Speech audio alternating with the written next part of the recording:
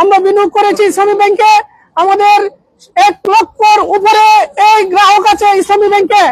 1 লক্ষ গ্রাহকের আমাদের টাকা সেই আত্মসাৎ করেছে এসএলএম। তাকে বিদেশ থেকে ফিরিয়ে এনে তাকে অবিলম্বে তাকে বিচার কার্য এই দেশেই তাকে ফাঁসির ব্যবস্থা করতে হবে। জায়গা হলো ইসলামী ব্যাংক। ইসলামী ব্যাংকে এখানে আবাল বৃদ্ধ বনিতা এবং হিন্দু মুসলিম বৌদ্ধ খ্রিস্টান জাতি ধর্ম নির্বিশেষে সবাই এখানে বিনিয়োগ করেছে, এখানে বিনিয়োগ রেখেছে। প্রত্যেকের নিজের নিরাপত্তার জন্য, নিজের খরচের জন্য, নিজের সন্তানদের লেখাপড়া করার জন্য সমস্ত কিছু এখান থেকে আমরা আস্থার সাথে ব্যয় করছি, আস্থার সাথে আমরা পালন করছি।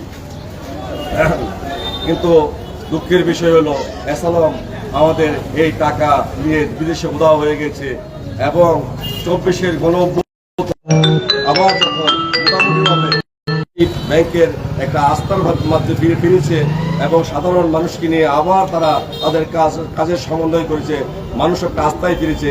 এমনই সময় এই ব্যাংকের এমডি চেয়ারম্যান ওমর ফারুক সাহেব উনি এই দায়িত্ব নিয়েছেন, কিন্তু দুঃখের বিষয় ইদানিং ওনাকে আবার সরিয়ে দেওয়া হয়েছে।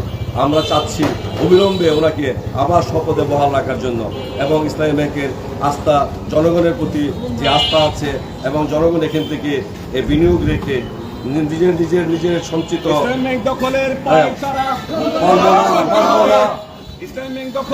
পায়তারা